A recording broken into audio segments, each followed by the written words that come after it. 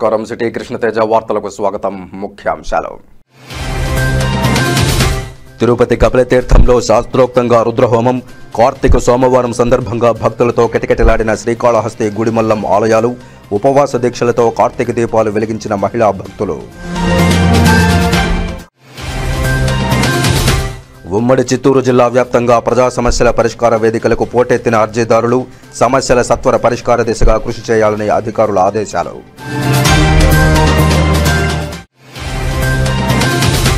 శని భక్కిలో గంజాయి అక్రమ రవాణాను ఛేదించిన పోలీసులు. 32 కిలోల గంజాయి, వాహనం స్వాధీనం. గంజాయి అక్రమ రవాణా చేసిన ప్రమేయం ఉన్న పీడీ యాక్ట్. తిరుపతి జిల్లా ఎస్పీ ఎల్ సుబ్బరాయుడు వెల్లడి.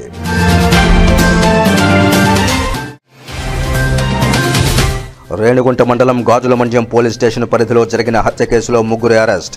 అదనపు ఎస్పీ రవి మనోహర్ ఆచారి వెల్లడి. ఇక వార్తల్లోని వివరాలు. తిరుపతి శ్రీ కపిలేశ్వర స్వామివారి ఆలయంలో ఆదివారం రుద్రహోమం శాస్త్రోక్తంగా నిర్వహించారు. తిరుపతి శ్రీ కపిలేశ్వర స్వామివారి ఆలయంలో కపిలేశ్వర స్వామివారి హోమం రుద్రహోమం శాస్త్రోక్తంగా నిర్వహించారు. నెల రోజుల పాటు జరుగుతున్న హోమ మహోత్సవాల్లో భాగంగా నవంబర్ 8 నుండి 18వ తేదీ వరకు 11 రోజుల పాటు ఈ హోమాన్ని నిర్వహిస్తున్నారు.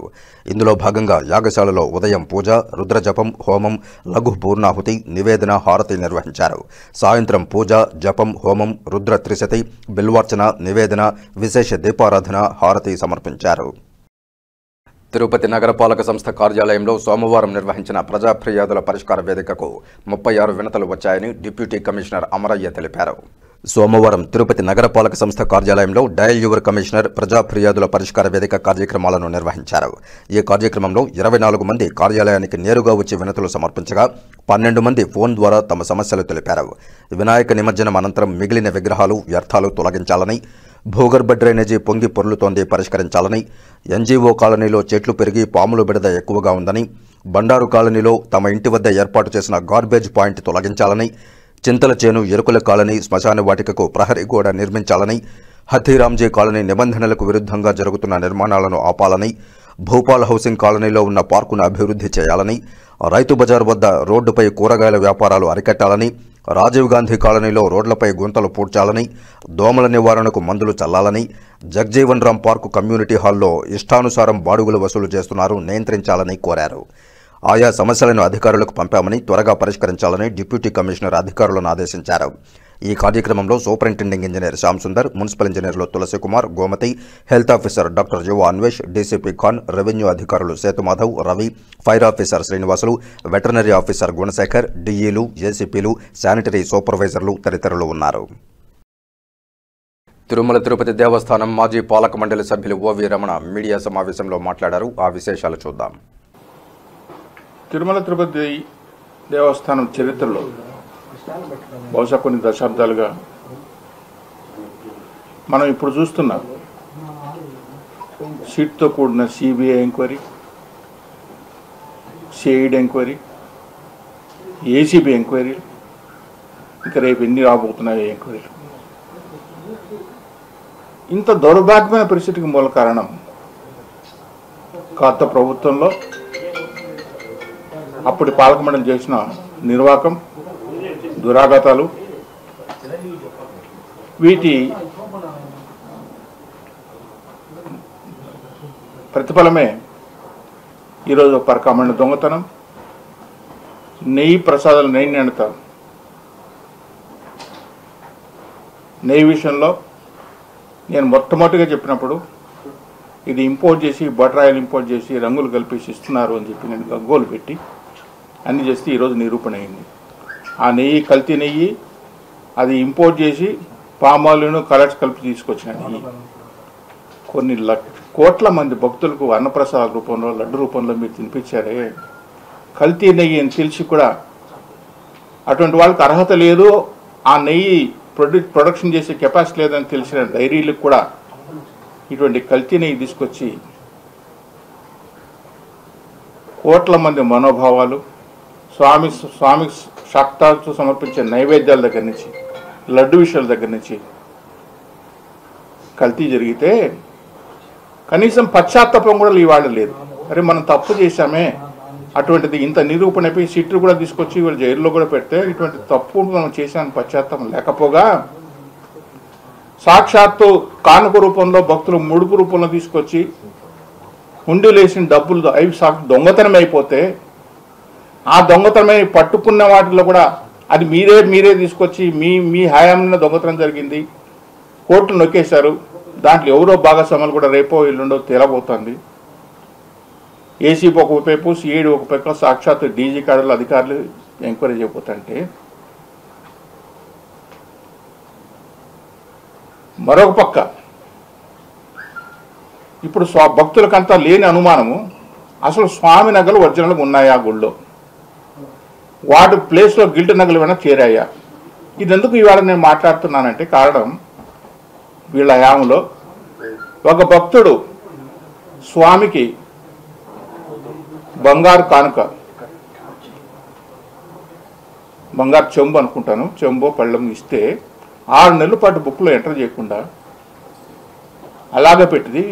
మీ మీడియాల కథనాలు వచ్చిన తర్వాత ఎంటర్ తీసుకొచ్చాను. 6 నెలల పాటు అంటే ఆ కానుక పడి కావాలి దాకా వచ్చింది, పడి కావాల్సి లోపలికి పోలేదు. ఏమైంది? తర్వాత ఎంతో మీడియాలో అన్ని ప్రచారాలు జరిగిన తర్వాత దాన్ని తీసుకొచ్చి బుక్స్లో తీసుకొచ్చారు. ఈ జరిగిన ఈ ధర్మిల అసలు స్వామి నగలు ఒరిజినల్గా ఉన్నాయా, వాటి ప్లేస్లో ఇంకేట పెట్టారా? ఇటువంటి దుశ్చర్యలు కూడా పాల్పడతారా అనే అనుమానం మీకైనా ఎవరికైనా భక్తులకు ఇటువంటి ఏదో ఎక్కువగా చేసి చెప్తున్నాము అని దానికి కారణం వీళ్ళు చేసిన అరాచకాలు ఈ 5 ఏళ్ల పరిపాలనలో, గత 5 ఏళ్ల పరిపాలనలో జగన్మోహన్ రెడ్డి ముఖ్యమంత్రి పరిపాలనలో పాలక మండలి అధ్యక్షులుగా పనిచేసిన గనులు చేసిన నిర్వాహకాలు 1, 2 కాదు. ఈ ఏడాదిన్నర కాలంలో ఏదన్నా ఒక చిన్న ఆరోపణ కానీ, ఈ ఏడాదిన్నర పరిపాలన అంటే ఈ పాలక మండలి వచ్చి 1 సంవత్సరం అయింది. ఈ సంవత్సరంలో జరిగిన అవినీతి కార్యక్రమం కానీ ఏదైనా ఒక సంఘటన ఆయన చెప్పగలిగేది ఏమిటంటే వైకుంఠ ఏకాదశి తొక్కిసలాట జరిగింది.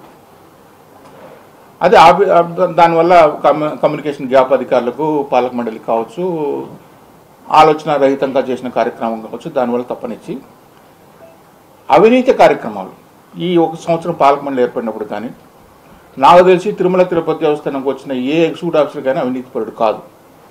అప్పటి నుంచి ఇప్పటి వరకు కూడా ఎగ్జిక్యూటివ్ ఆఫీసర్ ఎవరు కూడా అవినీతి పడినట్టు నేనైతే చూసింది లేదు. నేను ఎప్పుడే కానీ ఆ ప్రసక్తే లేదు. ఏ అధికారం తీసుకున్నా అప్పుడు మొదటి నుంచి చెప్పబట్టి ఇప్పటి వరకు చెప్పగలుగుతాను. ఇప్పుడు జరిగిన ఈ అవినీతి అన్ని స్క్రీన్ పైన రావడానికి కారణం ఎవరు? మీరు కాదా? మీ పరిపాలన చేసినట్టే కదా? నెయ్యి కుంభకోణం ఈరోజు సిఐడి, సిటీ, సుప్రీంకోర్టు చెప్పి సిబిఐ వాళ్ళు కూడా ఇన్వెస్టిగేషన్ చేసి ముద్దాలు తీసుకు లోపలికి వెళ్తాంటే కల్తీ జరిగిందని అది మీ పీరియడ్ కదా? పరకామలు ఈరోజు హుండీలో వేసిన డబ్బులు సాక్షాత్ దొంగతనం అయిపోయి నిందితులను పట్టుకుంటున్నారు. అది మీరు చేసిన పాపం కాదా? కొనుగోలు లోపాల్లో శాలవల దగ్గర నుంచి అన్ని కూడా జరుగుతుంది. రేపో మాపో బియ్యం కూడా బయటికి రాబోతుంది. ఇన్ని జరుగుతున్నాయంటే అది మీ పీరియడ్ కదా? కాటేజీల అలాట్మెంట్లో మీ ఇష్ట ప్రకారం 10 కోట్లు 20 కోట్లు తీసుకొని 10 లక్షలు తీసుకొచ్చి కాటేజీల అలాట్మెంట్ ఇస్తారే మీ పీరియడ్ కదా? కాంట్రాక్ట్లు అనవసరంగా లేకుండా మీ కమిషన్ తీసుకొని చేస్తారా మీ పీరియడ్ కదా? మీరు చెప్పినట్లుగా ఇప్పుడు ప్రభుత్వం, తెలుగుదేశం ప్రభుత్వం వచ్చిన తర్వాత ఈ పాలక మండలి ఈ సంవత్సరంలో ఇది అవినీతి కార్యక్రమం జరిగిందని చెప్పడానికి మీ దగ్గర ఒకటి ఉందా? ఈ ఒక్కటి నేను చూపించగలిగినానని ఏదైనా ఒకటి ఉందా? పైగా ఏమైనా మాట్లాడుతున్నా అసమర్థ పరిపాలన, చేతగాని పరిపాలన. అంటే మీ ఒక్కరికైనా చేత అయింది. ఇన్నేళ్ల పాటు పలుకుమని చేసిన ఎవరికి చేత కాలేదా? సరే మీరు చేసిన సమర్థ పాలన ఏందో ఇప్పుడు చూస్తున్నారు కదా. సిఐడి దగ్గర నుంచి, ఏసీబీ దగ్గర నుంచి, సిబిఐ దగ్గర నుంచి ఇన్ని ఏజెన్సీలు పనిచేస్తాయంటే ఈ భారతదేశంలో ఎన్ని ఏజెన్సీలు అన్నీ పనిచేస్తున్నాయి. తిరుమల తిరుపతి చరిత్ర ఎప్పుడైనా విన్నారా, కన్నారా? ఇన్ని ఏజెన్సీలు తిరుమల తిరుపతి దేవస్థానం లాంటి సంస్థ పైన ఎంక్వైరీలు చేసి దొంగలను పట్టుకోవాలనే మాట ఇంతవరకు ఎప్పుడన్నా విన్నారా మీ అనుభవంలో? అలాంటిది ఇప్పుడు జరుగుతానికి కారణం మీరు చేసిన పాపాలు కదా. ఇవి వీటి గురించి మీరు చేతపడకపోగా రెట్టింపుగా మేము చేసిన గొప్ప ఘనకార్యాలు ఇప్పుడు చేసిన పనికిమాల పనులు ఏంటి? ఆ పనికిమాల పనులు చెప్పండి. ఎంతసేపు గోశావలు చచ్చిపోతున్నాయి, ఎవరో చెప్పులు వేసుకుని మహాద్వారం దగ్గర పోయినారు, వాడు బాటిల్ ఎట్ ఊగుతావు చేసినాడు, వాడు ఎగ్ బిర్యానీ తిన్నాడు. ఇవే రోజు 1,00,000 మంది వచ్చిపోయే చోట అరెస్ట్ చేయడానికే కదా ఇవన్నీ వేసిన ఏజెన్సీలు. అరెస్ట్ అనేది ఎవరి చేతిలో లేదు. ఇప్పుడు ఒక ఆరోపణ వచ్చింది, ఆయన పైన 2 సార్లు ఆయన చేసిన ఆరోపణలు తప్పుడు ఆరోపణలు వచ్చి నోటీసులు ఇచ్చారు, 41 నోటీసు ఇచ్చారు, పంపించారు. తప్పో ఒప్పో మీ ప్రశ్నకు నేను సూటిగానే సమాధానం చెప్తాను. ఆయన చేసిన తప్పో ఒప్పో ఏదైనా కానీ దానికి ముందు ఆయన చెప్పిన మీరు స్పీచ్లు విన్నారా? నేను జైలు అంటే నాకు కొత్త కాదు, నేను జైలుకు పంపిస్తాను ఎవరు చెప్పారు? 41 నోటీస్ ఇస్తేనే జైలుకు పంపిస్తారా? నేను జైలు అంటే కొత్త కాదు, సరే నీ కొత్త పాత మాకు అనవసరం. వెళ్ళొచ్చా 41 నోటీస్ తీసుకొచ్చావు, పోలీసు వాళ్ళ డ్యూటీ వాళ్ళు చేస్తారు. నువ్వు బహిరంగ మీటింగ్లో ఏం చెప్పావు? అపూర్వమైన స్వాగతం వచ్చింది, ఆయనకి ఇష్టమైన కాఫీ తెప్పించమన్నారు, మానసా హోటల్ నుంచి కాఫీ తెప్పించారు. ఒక డిఎస్పీ స్థాయి వచ్చి అధికారి రిసీవ్ చేసుకున్నాడు, ఒక డిఎస్పీ స్థాయి వచ్చి సీఎఫ్ చేసుకున్నాడు. ఇంకొక ఆయన అన్నా మీరు బాధపడితే నేను వీఆర్లో వెళ్ళిపోతానన్నా అని ఇంత సీన్ క్రియేట్ చేసినట్టు అన్నీ మీడియాలోనే చెప్పావు కదా, మీడియాలోనే ప్రచారం వచ్చినాయి కదా. నువ్వు ఇప్పుడు కూడా చెప్తున్నావు కదా మీ మీడియా వాళ్ళకి నేను జైలు అంటే భయం లేదు, నిన్ను ఎవరు జైలు పంపిస్తున్నాడు? అరెస్ట్ అని మీరు అడుగుతున్నారు కదా. మీరు ఏ ఏజెన్సీకి ఉందో ఆ ఏజెన్సీ పిలిపించినా వాళ్ళు సహకరించాల్సిన బాధ్యత మీద ఉంది. దానికి ముందే మీరు ఒక నేపథ్యం చెప్పేస్తారు. ఇప్పుడు ఆయన ఏదైనా సిట్ కానీ ఏదైనా కానీ ఏజెన్సీ వచ్చినప్పుడు దాంట్లో ఉన్న పాలక మండలి సభ్యులు కానీ పాలక మండలి అధ్యక్షులు కానీ వాళ్ళు తప్పు చేసినప్పుడు ఎంక్వైరీ ఫేస్ చేయాల్సిందే. ఆయన అరెస్ట్ చేస్తారో నిర్దోష అంటారో లేకపోతే శభాష్ అంటారో అది వాళ్ళు తెలుస్తారు, మీరు నేను కాదు కదా వాటి తెలిసేది. సహకరించిన వరకే కదా. మీ పాలక మండలి అధ్యక్షులు ఇప్పుడు తప్పు జరిగిందని చెప్పారు, వాళ్ళు ఎంక్వైరీ చేస్తారు, విట్నెస్ ఎస్టాబ్లిష్ చేసుకుంటారు. విట్నెస్ ఎస్టాబ్లిష్ ఉంది తప్పు అంటే డెఫినెట్గా వాళ్ళు తీసుకొస్తారు. ఎంక్వైరీలు అన్నీ జరుగుతూనే ఉన్నాయి కదా. మీ పీరియడ్లో జరిగిన కాంట్రాక్ట్ పైన విజిలెన్స్ ఎంక్వైరీ జరుగుతుంది, సిట్ ఎంక్వైరీ సుప్రీంకోర్టు వేసిన సిట్ ఎంక్వైరీ జరుగుతుంది, సిఐడి ఎంక్వైరీ ఒకటి జరుగుతుంది, ఏసీబీ ఎంక్వైరీ ఒకటి జరుగుతుంది, ఇంకేమి విజిలెన్స్ ఎంక్వైరీ జరుగుతుంది. ఇంకేమి ఉన్నాయి ఈ దేశంలో? ఏమైనా అమెరికా నుంచి ఎఫ్బీఐ ఏమైనా తెప్పించుకున్నామంటే చూడండి అన్నీ జరుగుతున్నాయి. ఈడీ అనేది ఎప్పుడు వస్తుంది? పర్యవేక్షణ రేపు సిట్ దానిపైన ఈడీ వస్తుంది. సిట్ ఇచ్చే రిపోర్ట్ పైన దీంట్లో మనీ లాండరింగ్లో ఏమైనా జరిగిందంటే మనీ లాండరింగ్లో ఈడీ ఎంటర్ అవుతుంది. ఆ మనీ లాండరింగ్ అనేది ఇప్పుడు తేలుతుంది కదా. ఇప్పుడు ఆ మనీ లాండరింగ్ దానికి లింకే కదా. సిట్టుకు ఇచ్చిన బ్యాంక్ స్టేట్మెంట్ సుబ్బారెడ్డి గారిది వాళ్ళ మిస్సెస్ది బ్యాంక్ స్టేట్మెంట్స్ అడిగినారంటే కారణం ఏంటి? ఆ ట్రాన్సాక్షన్ వెరిఫై చేయడానికే కదా. ఆ ట్రాన్సాక్షన్లో బోనఫైడ్ ఎంత ఉంది అని వెరిఫై చేయడానికే కదా ఒక స్టెప్. దానికోసమే డాక్యుమెంట్స్ అడిగి వాళ్ళ బ్యాంక్ అకౌంట్ డీటెయిల్స్ అడిగారు, వాళ్ళ ఫ్యామిలీ బ్యాంక్. ఒక భక్తుడు ఒక నగ ఇస్తే ఆ నగ పడికావల దగ్గర నుంచి లోపలికి పోవడానికి 6 నెలలు టైం పట్టింది. ఎవరైనా భక్తుడు ఒక నగ ఇస్తే ఆ నగ ఇచ్చిన గంట లోపల అది జేఈఓ కానీ ఈఓ కానీ రిసీవ్ చేసుకుంటే ఇమీడియట్గా ఇక్కడ మన ఆభరణాల లిస్టులోకి వెళ్ళిపోతుంది, స్వామి ఆభరణలోకి వెళ్ళిపోతుంది. 5 నెలల పాటు ఎందుకు ఆభరణ లిస్టులోకి వెళ్ళలేదు? అది 5 నెలల పాటు ఎక్కడ ఉంది అది? మీ మీడియా వాళ్ళు బయటికి తీసుకొస్తే కదా అప్పుడు తీసుకొచ్చి అప్పుడు ఎంటర్ చేశారు. అంటే 5 నెలల పాటు ఎవరింట్లో ఉండింది, ఎవరి జోబీలో ఉండింది, ఎవరింట్లో పెట్టుకున్నారు? ఇది జరిగిన నేపథ్యంలో అనుమానాలు వస్తున్నాయంటున్నాను. ఇది జరిగింది దీనివల్ల అనుమానాలు రేకెత్తించే అవకాశం ఉంది కదా. ఏమన్నా స్వామి నగలు దీనికి కూడా ఇంకొక కారణం కూడా చెప్తున్నాను. గతంలో వీరధ్యక్షుడిగా ఉన్నప్పుడు స్వామి మొత్తం నగలు తీసుకొచ్చి తిరుపతిలో తీసుకొచ్చి ట్రాన్స్పోర్ట్ చేసి ఎగ్జిబిషన్ పెట్టాలనుకున్న మాట వాస్తవమే కదా.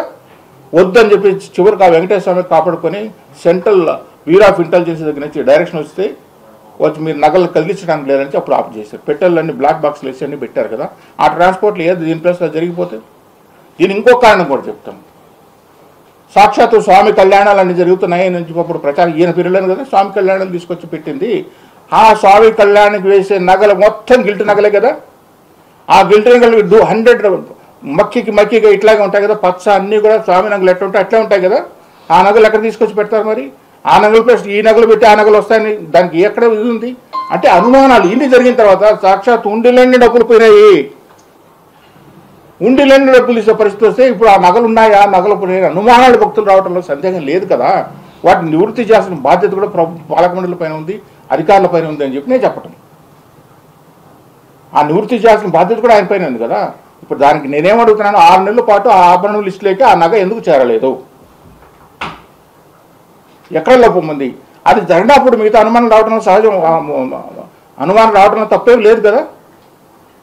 అంటే ఇన్ని జరిగిన తర్వాత ఇన్ని దుర్మార్గమైన చర్యలు సాక్షాత్ ఉండిలో సాహసించిన వాళ్ళు లేరు. ఏదో చిల్లర ముక్కలు దొంగతనాలు నేను అపీల్స్ కమిటీలో నేను చేశాను, ఏదో 500 రూపాయల నోట్లు 1000 రూపాయల నోట్లు అట్లా చిల్లర దొంగతనాలు జరిగినా కానీ ఇన్ని కోట్ల రూపాయలు డబ్బులు పోయినాయి, కోట్ల రూపాయలు. ఇప్పుడు ఇన్వెస్టిగేషన్ కంప్లీట్ అయితే కానీ ఎన్ని కోట్ల రూపాయలు, ఎవరు ముద్దాయిలు, ఎవరు జోబులకు ఎంత పోయినాయి, ఎవరు ఆస్తులు ఎవరు రాయించుకున్నారు, అవన్నీ కూడా బయటకు వస్తాయి కదా. ఇవి ఎప్పుడైతే స్వామి ముఖ్యమైన మూలాధారం ఉండి స్వామికి వచ్చే ఆదాయమే ఉండి ఆ ఉండికే చిల్లేసే పరిస్థితి మీరు సాహసించినారంటే ఇంకెన్ని చేసి ఉండారేమో అనే అనుమానం భక్తుల్లో రావడం తప్పు. అనుమానం రావడంలో మనం ఏం సందేహించాల్సిన అవసరం లేదు కదా. బయట పెట్టమని వాటి జినేనటి మొత్తం ఆభరణాలు అన్నీ ఉన్నాయి, ఆభరణాలు అన్నీ ఉన్నాయని చెప్పి బోర్డుకు, ప్రభుత్వానికి, అధికారులకు అందరికీ అప్పీల్ చేస్తున్నాం. ఎందుకంటే వీళ్ళు చేసిన అరాచకాలు ఇంత స్థాయిలో ఉన్నాయని ఇప్పుడు బయటకు వస్తున్నాయి కదా. పరకామెంట్లో ఇంతవరకు ఏమనుకున్నాం, ఏదో మనం చూపించిన ప్రజెంట్ 72 నోట్లు పోయి 73,000 రూపాయలు, $8 ఇవే పోయినాయని చెప్పంటే అది చిన్న దొంగతనం అనుకున్నాం. కానీ ఇప్పుడు జరిగే విచారణలో చూస్తూ ఉంటే వాళ్ళ ఆస్తులు రాయించుకునేటివన్నీ కాన్ఫరెన్స్ జరుగుతున్నాయి. బయటకు వస్తే అనుమానం వచ్చేదానికి అవకాశం ఉంది కదా. కోట్ల రూపాయలు, కొన్ని వందల కోట్ల రూపాయలు దాంట్లో ఉండిలోంచి డబ్బులు కొన్ని ఏళ్ల పాటు దొంగతనం అయిందన్నప్పుడు అనుమానం వచ్చేదానికి అవకాశం ఉంది కదా. అన్నిటి కూడా ఉంటేనే పోయినప్పుడు మరి దాతలు ఇచ్చిన బంగారు చివరికి అక్కడ చేరిందా, ప్రజల్లోకి వచ్చిందా అనే అనుమానాలకు నివృత్తి ఉంది కదా. వాటిపైన కూడా మనం సంపూర్ణంగా పాలకొండలు కానీ, ప్రభుత్వం కానీ, అధికారులు కూడా పెట్టాలి. ఎందుకంటే ఒక దొంగల ముఠా పరిపాలించింది. ఆ దొంగల ముఠాకు దానికి వాళ్ళొక లక్ష్యం అనేది లేదు. ఆ లక్ష్యం ఏమంటే వాళ్ళు కొల్లగొట్టాలనే లక్ష్యంతో వచ్చారు కాబట్టి ఆ కొల్లగొట్టడంలో ఉండే సాక్షాత్ ఎక్కడైతే మూలధనం ఉందో అక్కడే కొల్లగొట్టడానికి సాహసం ఇచ్చినప్పుడు ఇంకా మిగతా వాటికి చేయరన్న నమ్మకం ఏంటి? మిగతా వాటి పైన వాళ్ళు ఏలు పెట్టలేరు అని చెప్పి మనం వాళ్ళు పక్కన పెట్టడానికి అవకాశం ఉందా? ఏదైతే తాకకూడదో, ఏదైతే మనం భద్రంగా కాపాడాలో, దేనికైతే మనం కస్టోడియన్గా ఉంటామో దానికే మనం చేసి మనం చిల్లు పెట్టినప్పుడు, స్వామి ఆస్తులకు చిల్లు పెట్టినప్పుడు ఇంకా మిగతా వాటికి జోలికి పోయిండరని నమ్మకము ఎట్లా మనం అనుకుంటాం? ఇవి భక్తులకు తెలియాలి, నాకు కాదు తెలియాల్సింది. పరకామన్ ఇష్యూ ఇప్పుడు బయటకు వచ్చింది, దొంగతనం చేయండి ఎప్పుడు పాలక మండలి సభ్యుడు కొన్నప్పుడు ఏం చేసావు చెప్పుకోవడానికి నీ దగ్గర ఒకటి ఉందా? పోనీ 2006, 2008 మేము కూడా ఉన్నాం కాబట్టి మీతో పోలీసు మంచి ఆ టర్మ్ తప్పని మిగతా టర్మ్లో నువ్వేం చేసినా ఇది చేశానని చెప్పుకోవడానికి నీ దగ్గర ఉందా? కాటేజ్ స్థలాలు ఇవ్వడానికి డబ్బులు, కొనుగోళ్లలో డబ్బులు, కాంట్రాక్టుల కమిషన్లు, షాపుల్లో కమిషన్లు, ఇవన్నీ ప్రపంచానికి తెలిసిన సత్యాలే కదా. ఈరోజు తెలుగుదేశం పార్టీ పైన, చంద్రబాబు నాయుడు గారి పైన ఇదేదో వాళ్ళు తిరుమల తిరుపతి దేవస్థానం బజార్లో పెట్టినట్లు, అమ్ముతాన్నట్లు చేసినంత మీరు ప్రతిరోజు చూపించేది అక్కడ బిర్యానీ పోయిపోయింది, అక్కడ పాదాలకు ఇన్ని చేసిపోయినారు. ఇవన్నీ నేను చెప్తున్నా కదా. ఏటీసీ దగ్గర 3.5 కేజీ గంజాయి పట్టుబడిన మాట వాస్తవా కాదా? నీ పీరియడ్లోనే అక్కడ గంజాయి, మద్యం అన్నీ అమ్ముతాను చిన్న జీవస్వామి చెప్పిన మాట వాస్తవా కదా? ఎన్నిసార్లు చెప్పేది నీకు? వాటి సమాధానాలు చెప్పవు. మీకు అనుభవం ఉన్న వ్యక్తిగా, మీతో పాటు నేను కలిసి పనిచేసిన వ్యక్తిగా చెప్తున్నాను. దేవస్థానం గురించి పదే పదే నిత్యం వార్తలకు తీసుకురావడం మంచి సంప్రదాయం కాదు. చాతైతే సలహాలు ఇవ్వండి, లేకపోతే ఊరుకోండి. బాహ్య ప్రారంభం తెలిసినప్పుడు మొన్నే కదా 23లో హైకోర్టు కేసు వేశారు. హైకోర్టు దీని నిజానిజాలు పరకామంటే దొంగతనమైన మొన్నటి వరకు అని మీకైనా నాకైనా ఏమనుమానం ఉంది? ఒక 72,000 రూపాయలు దొంగతనం అయిందని అనుకున్నాం, అంతే కదా మనం అనుకున్నాం. సరే 72,000 రూపాయలు ఉన్నారు, వాడిపైన పట్టుకున్నారు, సస్పెండ్ అయ్యారు. ఇటువంటి ఇంతకుముందు కూడా 1,000 రూపాయలు, 500, 2,000 అప్పుడు దొంగతనాలు అవుతున్నాయి, వాళ్ళకి ఏదో పనిష్మెంట్ ఇచ్చేవాళ్ళు, పంపించేవాళ్ళు. ఇప్పుడు ఇన్వెస్టిగేషన్ వచ్చిన తర్వాత, హైకోర్టు సీరియస్గా అయిన తర్వాత, రికార్డ్స్ అన్నీ సీజ్ చేసిన తర్వాత, పాలకమండ నిర్ణయాలు కానీ, ఆ రిపోర్ట్లు కానీ, విజిలెన్స్ రిపోర్ట్లు కానీ, ఆ రిపోర్ట్లు అక్కడ వాళ్ళు చేసిన పాలకమండ తీర్మానాలను చూసిన తర్వాత అనుమానాలు వచ్చినాయి. ఆ రిపోర్ట్లు ఏమున్నాయి? ఒక పోలీసు అధికారి నన్ను బలవంతం వల్లనే రాజీ అయిన ఒకతనం పెట్టాడు, కొన్ని ఆస్తులు నా పైన బలవంతంగా రాయించుకున్నాను పెట్టాడు. ఇవన్నీ వచ్చిన తర్వాత అనుమానాలు వచ్చినాయి. స్పందించడానికి నాకు కూడా ఇవన్నీ జరిగినప్పుడు మొన్నే కదా హైకోర్టు ఇంత డీటెయిల్గా ఇచ్చి పిటిషనర్ను కూడా ఎంక్వైరీ చేయమన్నారు. పెట్టిన పిటిషన్ ఎవరైతే ఉన్నారో ఆయన పైన విచారణ చేయండి, మొత్తం విచారణ చేయండి. ఆయన ఆస్తులు ఎట్లా వచ్చాయి, ఏ విధంగా వచ్చాయి, ఏ విధంగా పోయాయి ఆస్తులండి, ఎలా పోయాయి, ఎవరు బినామీలండి, ఇంత జరిగిన తర్వాతగా అనుమానం వచ్చింది. ఈ పొద్దు సాక్షాత్తు డీజీ క్యాడర్ల స్థాయి అధికారి ఇంత పెద్ద టీముతో పొద్దున నుంచి రాత్రి వరకు ఎంక్వైరీ చేస్తున్నా అంటే ఇప్పుడు కదా అనుమానాలు వస్తాయి మనిషికి. స్పందించాల్సిన అవసరం. 72,000 మీకు నాకు అంతకు తెలుసు, అంతకుమించి ఇంకా తెలుసా? మీకైనా తెలుసా? లేదుగా. అందుకే ఇప్పుడు స్పందించాల్సి వస్తుంది. ఇప్పుడు కూడా స్పందించడంలో వాస్తవాలు నిజం కమిటీ తెలుస్తుంది, ఏజెన్సీ తెలుస్తుంది. ఎవరైతే కమిటీ వేస్తారు, ఏసీబీ వాళ్ళు ఒక పక్క చేస్తున్నారు, సిఈడి వాళ్ళు చేస్తున్నారు, వాళ్ళు నిర్ధారిస్తారు ఇందులో ఎంత లోతు అవినీతి జరిగింది, ఎవరు పాపాలు ఉన్నాయి, ఎవరు ఆస్తులు ఎట్లా పోయినాయి, ఎంత జరిగింది వాళ్ళు నిర్ధారిస్తారు. శిక్ష ఎవరైనా వాళ్ళు చేస్తారు, ఎవరు అమాయకులో, ఎవరు నిర్దోషులో, ఎవరు ఇదో. ఒక పక్క ఇది జరుగుతుండగానే మేము అరెస్టులకు భయపడం అంటే ఏదో పని కట్టుకొని తెలుగుదేశం ప్రభుత్వంలో ఒక వ్యక్తిని అరెస్ట్ చేయాలని చెప్పి ఆయన భావన అనుకున్నట్టు, ఏదో గుమ్మడికాయలు దొంగంటే భుజాలు తడుముకున్నట్లు మీకెందుకు అంత ఉలిక్పాటు? మీకెందుకు ఉలిక్పాటు? వాళ్ళ పని వాళ్ళు చేస్తున్నారు కదా. నెయ్యిలో ఇట్లాగే మాట్లాడారు కదా. ఇప్పుడు ఏమైంది? నెయ్యిలో సాక్షాత్ కళలు ఇంపోర్ట్ చేసుకొని దొంగ నెయ్యి, కల్తీ నెయ్యి సప్లై చేస్తే కోట్ల మంది భక్తులు నైవేద్య రూపంలో తినిపించాం కదండి. నైవేద్య రూపంలో నెయ్యి, కల్తీ నెయ్యి ఇచ్చి వాళ్ళు మనం పాపంగా వడగట్టుకున్నాం కదా. హిందూ అనుకునేవాడు తల తీసుకునే పరిస్థితి తీసుకొచ్చాం కదా. వెంకటేశ్వర సాక్షాత్ కలియుగ దైవం కదా. ఆయన స్థానంలో ఇటువంటి కల్తీ నెయ్యితో కూడిన ప్రసాదాలు, లడ్లు తయారు చేసి మనకు కాకుండా అయోధ్యలో కూడా పంచాయమని పాప భీతి కూడా మనకు లేనప్పుడు మనం మనుషులు ఎట్లా అవుతామండి? దీనిపైన స్పందిస్తే మీకు కోపం వస్తుందా? ఇది కరెక్ట్ కాదు. తప్పు ఎవరితో, ఒప్పు ఎవరితోనైనా కానీ ఆ కమిటీలు నిర్ధారణ చేస్తాయి. నేను ఎవరిని దోషి అని చెప్పట్లేదు, ఎవరిది నిర్దోషి అని చెప్పట్లేదు. ఎవరు తప్పు అని కాదు. అక్కడ ఇన్ని జరిగిన తర్వాత ఈ పరిణామంలో జరిగే అవకాశాలు ఉంటాయి కాబట్టి మనం జాగ్రత్తగా ఇంకటించి ఉండాలి. మన చుట్టూ మనం ఇంకా ఎంతవరకు కరెక్ట్గా ఉందని మనం కాపాడుకోవాల్సిన భక్తులు, ఒక హిందువుగా, ఒక మాజీ పాల్గొనే సభ్యుడిగా, వెంకటేశ్వరుని అత్యంతగా ఇష్టపడే వ్యక్తిగా నా ఆవేదన, నా విన్నపం వీటిని చేయాలి అని చెప్పి మనం బజార్ని పెట్టే పరిస్థితి మనం తీసుకురావద్దు. తిరుపతి వాసులుగా ఎవరైనా కానీ పదే వెంకటేశ్వర స్వామిని మనము అక్కడ మూల పదార్థంగా తీసుకుని బజార్లో పెట్టడం మంచి సంపద కాదని చెప్పి నేను ఈరోజు ఆవేదనతో కూడుకుని మాట్లాడుతున్నాను. శ్రీకాళహస్తీశ్వరాలయంలో కార్తీక మాసం సోమవారం శ్రీ మృత్యుంజయ స్వామి వారికి విశేష అభిషేక పూజలు శాస్త్రోక్తంగా నిర్వహించారు. వాయులింగేశ్వరుని సన్నిధిలో కార్తీక మాసం సోమవారం శ్రీకాళహస్తీశ్వరాలయంలో రాహుకేతు సర్పదోష నివారణ పూజలు, శనీశ్వర అభిషేకాలు, స్వామివారికి రుద్రాభిషేకాలు, నిత్య కళ్యాణోత్సవం, వివిధ రకాల ఆర్జిత సేవల్లో భక్తులు అధిక సంఖ్యలో పాల్గొన్నారు. భక్తులతో ఆలయ పరిసరాలు కిటకిటలాడాయి.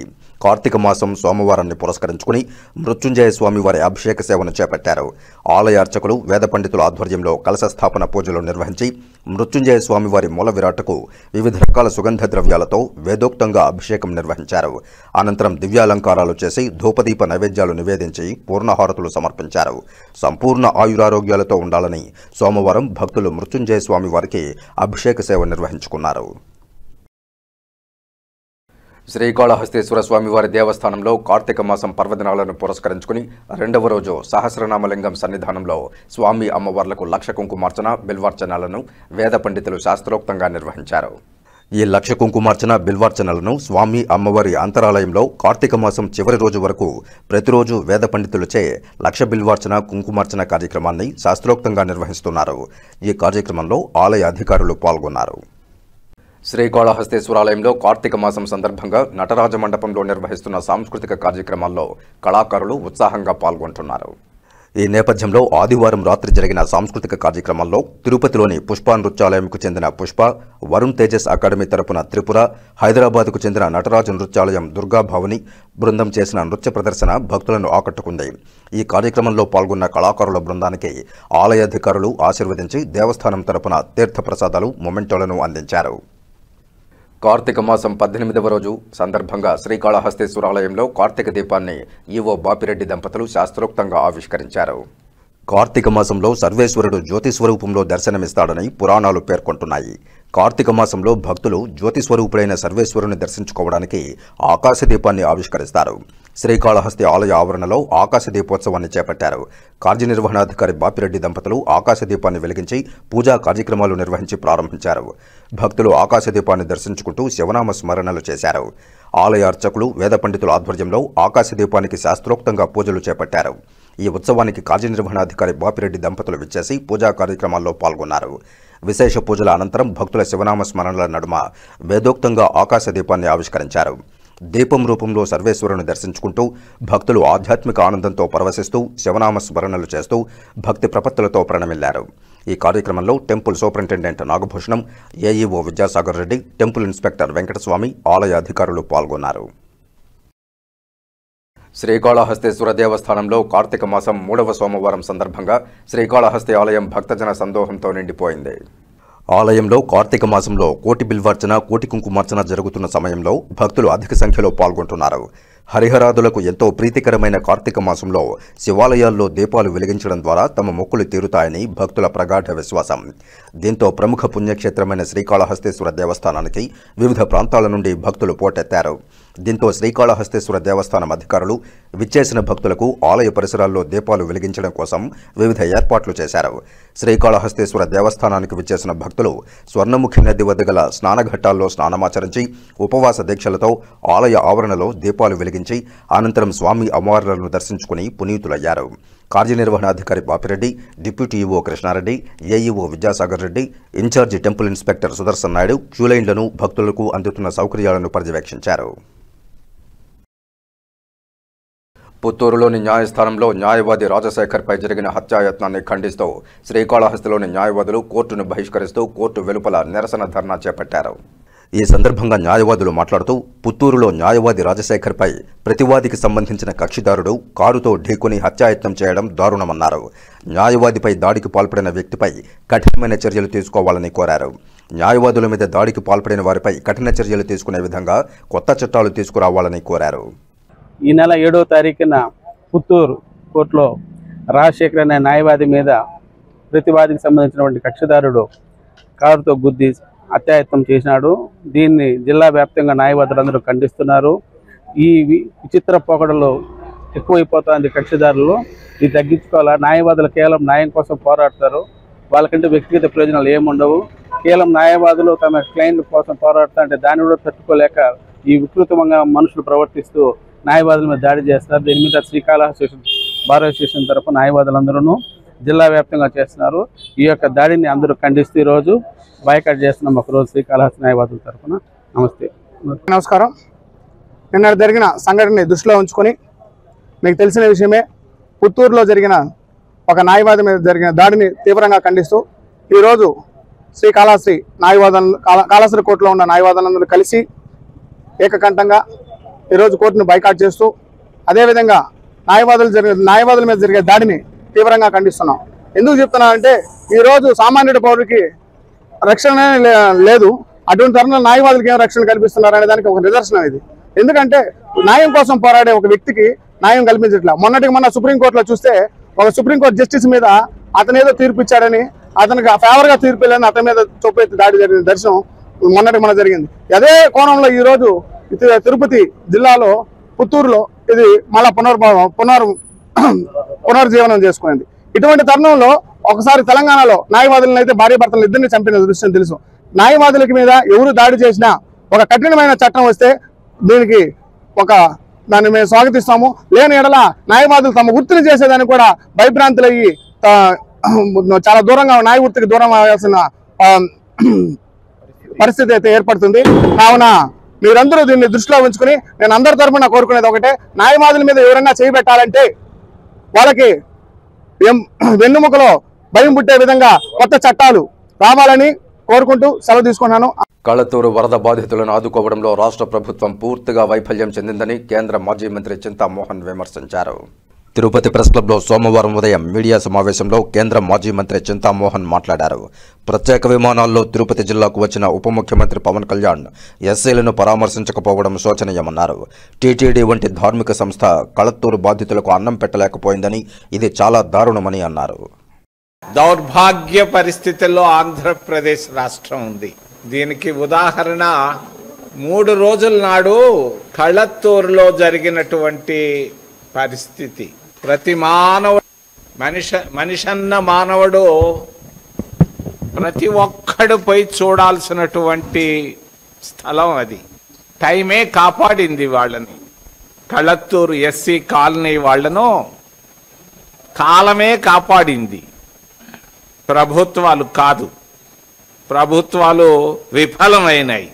ఆ జరిగినటువంటి ప్రమాదం ఒక 3 గంటల ముందు జరిగి ఉంటే 2000 శవాలు కనపడి ఉండేవి. 2000 శవాలు లేదు. 1 గంట లేటుగా జరిగి ఉన్నా కూడా, 8:45కు జరిగి ఉన్నా కూడా 500 శవాలు కనిపించాయి. ఆంధ్రప్రదేశ్ రాష్ట్రంలో కూటమి ప్రభుత్వంలో ఏంటో ఏం జరుగుతూ ఉందో. నిన్న ఒక ఆయన వచ్చిపోయాడు. ఆయన పేరు చెప్పదలుచుకోలేదు.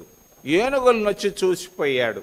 ఎక్కడో అడవిలో ప్రభుత్వ ధనం విపరీతంగా ఖర్చు పెడుతున్నారు మంత్రులు. జాగ్రత్త, కూటికి లేక చేస్తున్నారు పేదవాళ్ళు. స్పెషల్ ఫ్లైట్లు యాడొచ్చిందా ఈ డబ్బు మీకు? 1 గంట పనికి స్పెషల్ ఫ్లైట్లో రావాలనా? ఏం రైల్లో రాలేదా? విమానాలు లేవా మీకు? హెలికాప్టర్లు ఏందో మీ హెలికాప్టర్లు? తగ్గడోయ్, అడిగేవాళ్ళు లేడని. ఇది భారతదేశం. పేదవాళ్ళు ఆక్రోశంతో ఉన్నారు ఈరోజు. కనీసం నేను సంతోషపడి ఉండే వాళ్ళని మీలో కొంతమంది అయినా కళత్తూరు పోయి చూసి వచ్చి ఉండాల్సింది. నేను ఇల్లు ప్రతి వ్యక్తిని పలకరించి వచ్చాను. పొట్ట పట్టుకుంటే పొట్టలో ఏమీ లేదు. ఏమవుతా ఉంది? తిరుమల తిరుపతి దేవస్థానం కల్తీ నెయ్యి ఏమవుతా ఉంది? క్రైస్తవులు వచ్చి ఇస్తున్నారు అక్కడ లక్షల రూపాయలు. ఏమైంది? ముఖేష్ అంబానీ 100 కోట్లు ఇచ్చిపోయాడు నిన్న. ఏం చేస్తున్నారు ఈ డబ్బు? ఊరికే కల్తీ నెయ్యని ప్రతిపక్షాలని తప్పు పట్టడమే తప్ప ఏం చేస్తుంది చంద్రబాబు నాయుడు ప్రభుత్వం? ఎందుకు ఈ ప్రభుత్వం ఉంటే ఊడిపోతే ఏమి? ఏందయా మీరు చేసేది? కనీసం ఒక్క మంత్రి అన్నా రాలేదే. ఎవడే చెప్పుకోవాలి? వీళ్ళు తప్పేంది? మైనర్ ఇరిగేషన్ డిపార్ట్మెంట్ తప్పు, ప్రభుత్వ వైఫల్యం. కోట్ల రూపాయలు పోలవరంలో పోస్తున్నారు. ఏమి ఎందుకు మైనర్ ఇరిగేషన్ పైన డబ్బు ఖర్చు పెట్టడం లేదు? ప్రతి మండలంలో 10 ట్యాంకులు ఉన్నాయి. ఆంధ్రప్రదేశ్ రాష్ట్రంలో భారతదేశంలో లేనటువంటి చెరువులు అక్కడ ఉన్నాయి, చిన్న పెద్దయి. వాటిని కాపాడుకోవాల్సిన బాధ్యత ప్రభుత్వానిదే. ఎవరిది? 2000 మంది చచ్చుంటే పెద్దదై ఉండవు. ఏం చేస్తున్నారయ్యా? పాపం కలెక్టర్ గారు వచ్చారు ఫోటో ఫినిష్కి. ఆ గిన్నెలు చూపించాడు ఒక టీవీలో. పోయాడు. ఏం చేశాడు ఆయన? బయట రాష్ట్రాలు తమిళనాడు నుంచి వచ్చి బిందెలు ఇస్తున్నారు, ప్లాస్టిక్ బిందెలు పేదవాళ్ళకి. ఏమి మీలో మానవత్వం లేదా? ఎప్పుడు ఆ కల్తీ నెయ్యి సుల్తీ నెయ్యేనా? మానవత్వాన్ని చూపించండియా ఓ తిరుమల తిరుపతి దేవస్థానం అధిపతులారా. ఢిల్లీలో అన్నం పెడతారంట. ఎవరికి కావాలా ఢిల్లీలో నీ అన్నం? కావాల్సింది ఇక్కడ. ఏమి జరుగుతున్నాయి? ప్రతి గంటకి మేము చేస్తున్నాం. ఏం చేస్తున్నారా మీ బంద? మేము 100 పరిశ్రమలు తెచ్చాం, డబ్బా కొట్టుకోలేదు. 1,00,000 మందికి ఉద్యోగాలు ఇచ్చాం. 1,000 కోట్ల రూపాయలు ఎగుమతులు జరుగుతున్నాయి. వాడికి ఎవరికి సుందర పిచ్చేకి ఇచ్చినట్టుగా డబ్బు 22,000 కోట్ల రూపాయలు ప్రజాధనాన్ని, ప్రజల ఆస్తుల్ని మేము ఇవ్వలేదు. 5 ఎకరాలు ఇచ్చాం, అంతకంటే ఏమీ లేదు. ఎందుకు చంద్రబాబు నాయుడు ఊరికే డబ్బా కొట్టుకుంటున్నాడు? తెచ్చింది 0. ఇప్పటి వరకు అన్ని పేపర్లో తప్పించి ఏముంది? 300 మందిని తీసుకొచ్చాం. ఆయన బాగా చేస్తున్నాడు. అందరూ ఉద్యోగాలు ఇచ్చేశారు. సైలెంట్గా ఓబీసీల పరిస్థితి కూడా అధ్వానంగా ఉంది. మైనారిటీల పరిస్థితి అగమ్య గోచరంగా ఉంది. ఎలక్షన్ కమిషన్ భ్రష్టు పట్టిపోతా ఉంది. ఒకప్పుడు శేషన్కి ఈ రోజుకి 1000 రెట్లు తేడా ఉంది ఎలక్షన్ కమిషన్. రాహుల్ గాంధీ మాట్లాడేదల్లా కరెక్ట్. నేను ఆయనకి ఎప్పుడో చెప్పాను, తిరుపతి పార్లమెంట్ ఉప ఎన్నికప్పుడు నేను కాంగ్రెస్ వర్కింగ్ కమిటీలో చెప్తే 2 సార్లు ఏంటోలే చిన్నమ్మ చెప్తున్నాడు. ఇప్పుడు ఆయన చెప్తా ఉన్నాడు. వాస్తవం ఈవీఎంలు ట్యాంపరింగ్ జరుగుతా ఉంది ఇజ్రాయెల్ టెక్నాలజీతో. వాస్తవం ఇది. అది వాస్తవాలు తెలియకుండా ఊరికే మోడీ గురించి మాట్లాడితే 3 నిమిషాల్లో పడిపోతాడు ఆయన. ఏం మాట్లాడతాంలే. మరి ఒక్కటి మాత్రం తెలియదలుచుకున్నా, ఆడున్నటువంటి వచ్చేటువంటి వాళ్ళకి కాల్చాల్సిన పని లేదు. పవన్ కళ్యాణం మీకు దయచేసి తెలియజేస్తాం. మీకు ఆ స్మగ్లింగ్ని, ఆ ఎర్ర చందనాన్ని ఎంత కంట్రోల్ చేయాలో మీకు తెలియకపోతే నా దగ్గర నేను చెప్తా. 5 నిమిషాల్లో సూక్ష్మంలో మోక్షాన్ని సాధించవచ్చు. అంతేగాని వచ్చిన చంపడం కాదు. నీకు తెలియదు. ఈ ప్రభుత్వానికి, చంద్రబాబు నాయుడికి, ఏ ప్రభుత్వానికి తెలియదు ఎలా స్మగ్లింగ్ని కంట్రోల్ చేయాలో. ఇది 50 ఏళ్ళ నుంచి జరుగుతా ఉంది. నిన్నటి కాదు. మేము విద్యార్థి దశలో నుంచి చూస్తున్నాం. దీనికి ఇది కాదు, అది చంపడం కాదు. దాన్ని ఎలా చేయాలో ప్రభుత్వాలు ఎలా నిర్ణయం వాళ్ళు తీసుకునే నిర్ణయంతో ఇవన్నీ కంట్రోల్ చేయించాలి. తెలియజేస్తూ ఏదైనా ప్రశ్న అంటే అడగడానికి ప్రతి ఒక్కరిని ప్రార్థిస్తున్నాను. చూస్తున్నాడే కానీ అక్కడ కేటాయించుకుంటున్నాడు విశాఖపట్నానికి. అది తప్ప ఈయన అసలు కనీసం నేను చెప్పాను కదా, కాలమే కాపాడింది ఆ పేదవాళ్ళు, నిరుపేదలు. 2000 మంది చచ్చిపోయింది వాడు. అన్నం కాదు అసలు ఏమి లేదు అక్కడ, అయిపోయింది.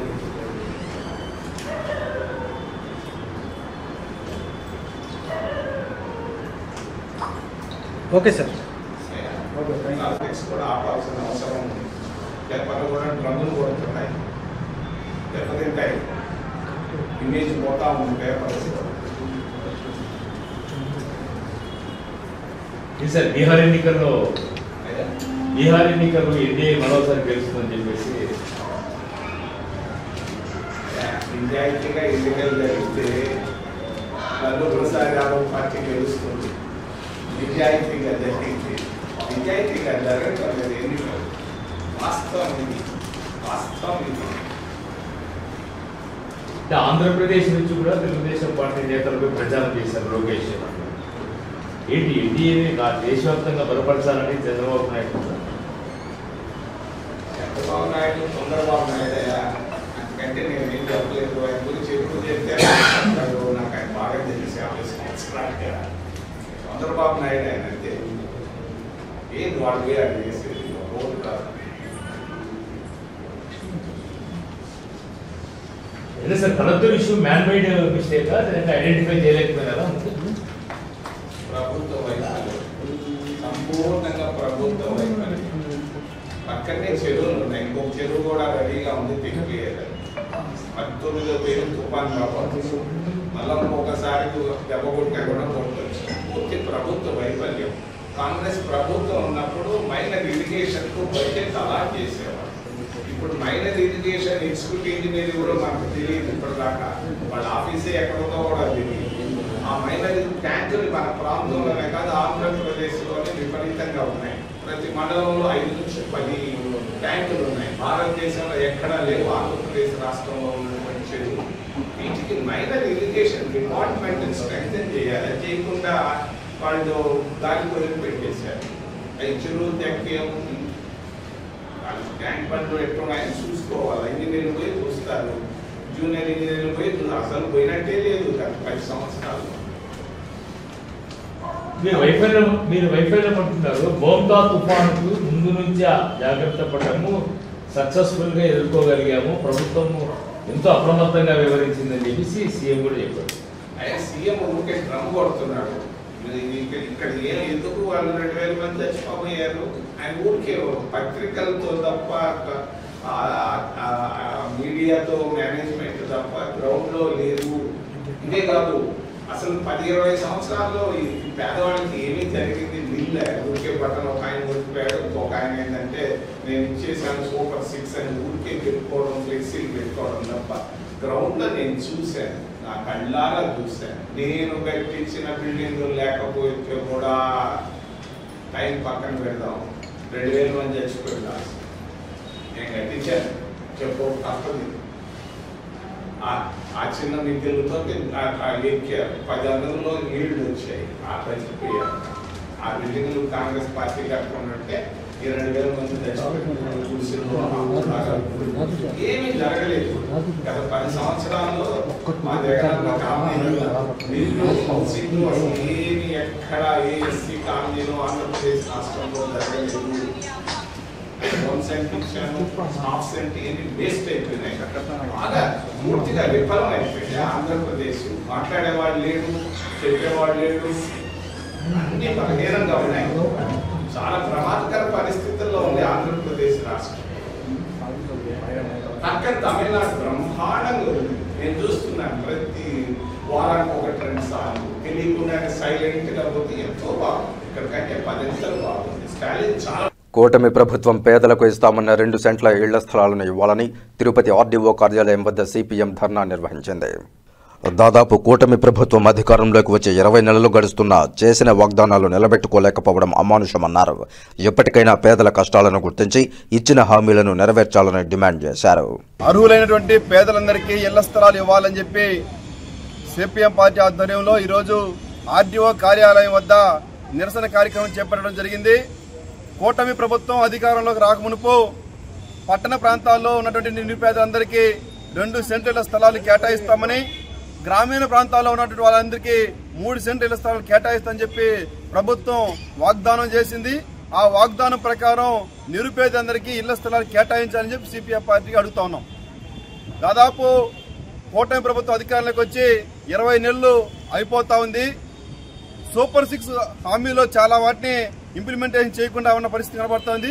సూపర్ 6 లో భాగంగా ఆ సూపర్ 6 పథకాన్ని అమలు చేయాలని చెప్పి నిరుపేదలందరికీ కూడా ఇళ్ల స్థలాలు కేటాయించాలని చెప్పి కోరుతున్నాం. చాలా మంది ఈ రోజు పేదలు కూలీనాలు చేసుకునే వాళ్ళందరూ కూడా రెక్కాడి దగ్గర డొక్కాడినటువంటి పేదలు ఈ రోజు ఎక్కువ మంది ఇంటి బాడుగులు కట్టలేక పెరిగిన ధరలతో ఈ రోజు చాలా ఇబ్బంది పడుతున్నారు. కాబట్టి వెంటనే నిరుపేదలందరికీ ఇళ్ల స్థలాలు కేటాయించాలని చెప్పి కోరుతున్నాం. ఇప్పటికైనా ప్రభుత్వం పేదలను దృష్టిలో ఉంచుకుని ఇళ్ల స్థలాలు కేటాయించాలని చెప్పి, లేని పక్షంలో పేదలందరినీ కలుపుకొని రాబోయే రోజుల్లో పెద్ద ఎత్తున ఆందోళన చేపడతామని చెప్పి తెలియజేస్తున్నాం. ఇప్పుడు కాసేపు ప్రకటనలు. చదలవాడ దంత వైద్య కళాశాల మరియు సూపర్ స్పెషాలిటీ ఆసుపత్రిలో అత్యాధునిక దంత వైద్య సేవలు అందుబాటులోనికి తెచ్చారు. అన్ని దంత సమస్యలకు ఒకే చోట పరిష్కారం. అన్ని రకాల వైద్య సేవలు అందుబాటులో ఉన్న ప్రాంగణం చదలవాడ దంత వైద్యశాల. అనుభవజ్ఞులైన వైద్యులచే అందమైన చిరునవ్వు కోసం ఆధునిక దంత వైద్యం. పిప్పి పళ్లకు, రూట్ కెనాల్, చిగురువాపు వ్యాధులకు అత్యాధునిక చికిత్స. ఎత్తుపళ్ళు, వంకర పళ్ళు, రంగుమారిన పళ్లకు ప్రత్యేకమైన వైద్య బృందంచే చికిత్స. అంతేకాకుండా చదలవాడ విద్యా సంస్థల్లో రాయలసీమలోనే ఆర్కిటెక్చర్ కోసం మొట్టమొదటి private college Chadalavada Aruna school of architecture. అత్యుత్తమ ఇన్ఫ్రాస్ట్రక్చర్ కలిగి సమర్థవంతమైన టీచింగ్ స్టాఫ్తో విద్యార్థులకు ప్రాక్టికల్స్తో కూడిన విద్యాబోధన చదలవాడ అరుణ స్కూల్ ఆఫ్ ఆర్కిటెక్చర్లో. సంప్రదించండి. చదలవాడ కృష్ణతేజ దంత వైద్య కళాశాల, రేణిగుంట రోడ్, తిరుపతి. తిరిగి వార్తల్లోకి స్వాగతం. మాంసాహారం భుజించిన టీటీడీ ఉద్యోగులను విధుల నుంచి తొలగించారు. టీటీడీలో కాంట్రాక్ట్ ఉద్యోగులుగా పనిచేస్తున్న రామస్వామి, సరసమ్మ అనే 2 ఉద్యోగులు మరికొంతమంది అవుట్సోర్సింగ్ ఉద్యోగులతో కలిసి ఆదివారం నాడు అలిపిరి వద్ద మాంసాహార భోజనం తింటున్న వీడియో సోషల్ మీడియాలో వైరల్ కావడంతో టీటీడీ ఈ అంశాన్ని సీరియస్గా పరిగణించి టీటీడీ నిబంధనలను ఉల్లంఘించి తిరుమలలో మాంసాహారం భుజించిన రామస్వామి, సరసమ్మ అనే 2 అవుట్సోర్సింగ్ ఉద్యోగులపై పోలీస్ స్టేషన్లో ఫిర్యాదు చేయడమే కాకుండా 2 ఉద్యోగాల నుంచి తొలగించింది. టీటీడీ విజిలెన్స్ అధికారుల ఫిర్యాదు మేరకు కేసు నమోదు చేసిన పోలీసులు 2 అదుపులోనికి తీసుకుని విచారణ జరుపుతున్నారు. ప్రజా సమస్యల పరిష్కార వేదికకు అందే ప్రతి అర్జీకి పరిష్కారం చూపాలని చిత్తూరు జిల్లా కలెక్టర్ సుమిత్ కుమార్ సంబంధిత శాఖల ఉన్నతాధికారులను ఆదేశించారు. సోమవారం చిత్తూరు జిల్లా కలెక్టరేట్లో నిర్వహించిన ప్రజా సమస్యల పరిష్కార వేదిక కార్యక్రమంలో కలెక్టర్ సుమిత్ కుమార్ పాల్గొని ప్రజల నుంచి వినతి పత్రాలు స్వీకరించారు. ఈ సందర్భంగా జిల్లా కలెక్టర్ సుమిత్ కుమార్ మాట్లాడుతూ ప్రజా సమస్యల పరిష్కార వేదికకు అందే అర్జీల పట్ల నిర్లక్ష్యంగా వ్యవహరించకుండా తక్షణ పరిష్కార మార్గం చూపాలన్నారు. మండల స్థాయిలో అధికారులు నిర్లక్ష్యం చేయవద్దని, అలాంటి అధికారులపై చర్యలు తప్పవని హెచ్చరించారు. శ్రీకాళహస్తీశ్వర స్వామివారిని ఆంధ్రప్రదేశ్ రాష్ట్ర లోకాయుక్త పి రజని దర్శించుకున్నారు. శ్రీ జ్ఞానప్రసూనాంబ సమేత శ్రీకాళహస్తీశ్వర స్వామిని ఆంధ్రప్రదేశ్ రాష్ట్ర లోకాయుక్త పి రజని కుటుంబ సమేతంగా దర్శించుకున్నారు. ఆలయ అధికారులు వారికి సాదరంగా ఆహ్వానం పలికి వారికి అంతరాలయ దర్శనం, వేదాశీర్వచనం ఏర్పాటు చేశారు. ఈ కార్యక్రమంలో protocol AEO Mohan, inspector Sudarshan, APRO Ravi పాల్గొన్నారు.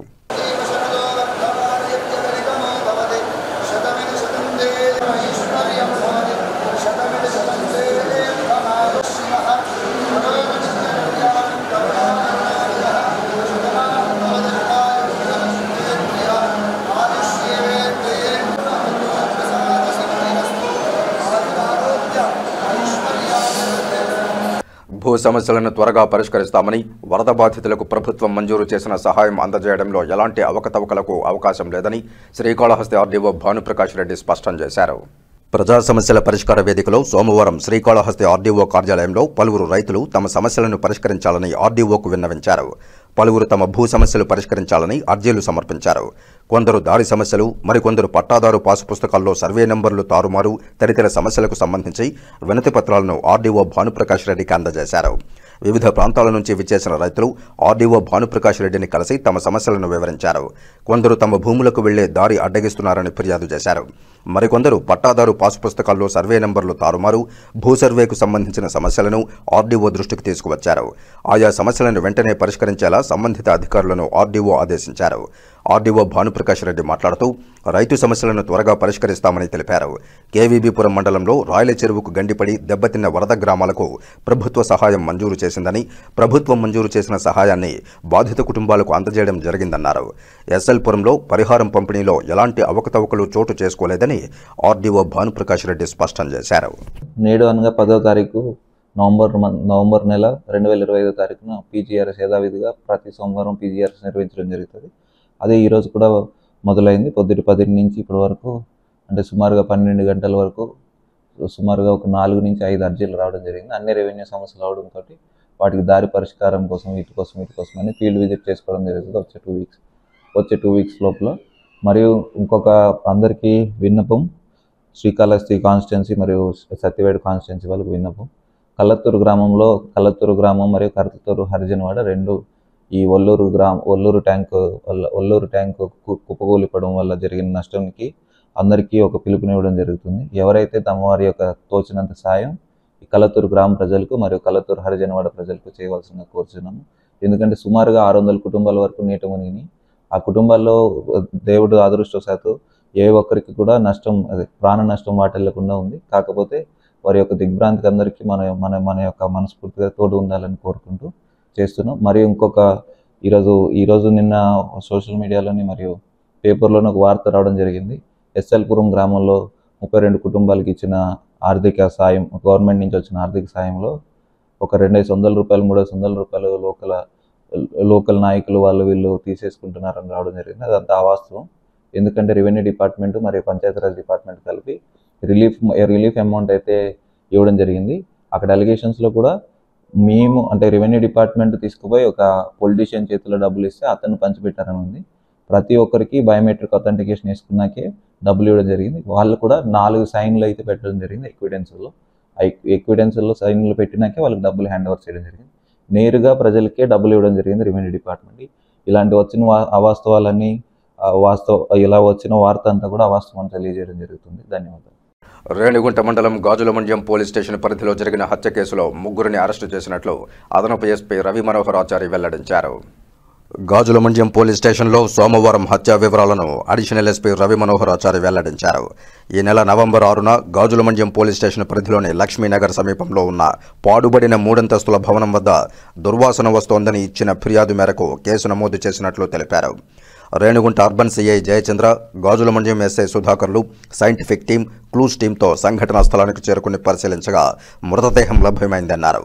మృతుడి నోట్లో గుడ్డలు దూర్చి 2 చేతులు కాళ్లు తాడుతో కట్టి పట్ట చుట్టి ఉందన్నారు. మృతదేహానికి చెందిన వేలిముద్రలు సేకరించి మృతుడు సిబిఐడి కాలనీకి చెందిన కొండూరు మనోజ్గా నిర్ధారించినట్లు చెప్పారు. అనంతరం దర్యాప్తు చేపట్టిన గాజులమండ్యం సిఐ మంజునాథ్ రెడ్డి మృతుడి బంధువులను విచారించారు.